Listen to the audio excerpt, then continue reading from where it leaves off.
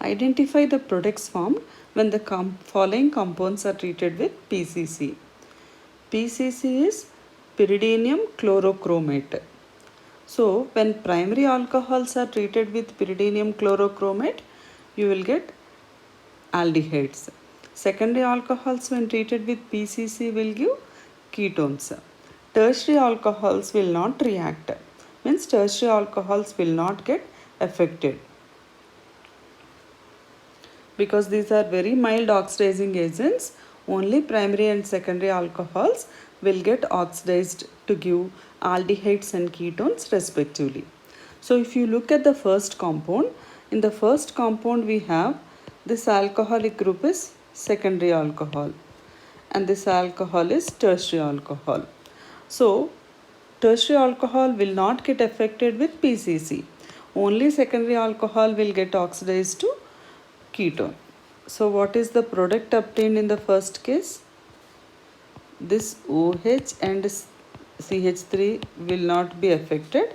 This second OH molecule, secondary alcohol, will get oxidized to give ketone. So this is the product obtained in the first case. Now let us see second compound. In the second compound, the alcohol is primary alcohol. Primary alcohol with PCC will give aldehydes. So what will I get here? Aldehyde I will get.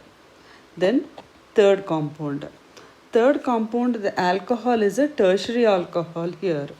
So third compound, there will be no reaction with pyridinium chlorochromate.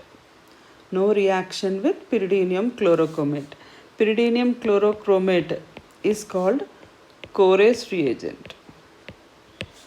It is also called Corey's reagent. Primary alcohols are oxidized to give aldehydes. Secondary alcohols are oxidized to give ketones. PCC and PDC are used for controlled oxidation of alcohols to aldehydes and ketones.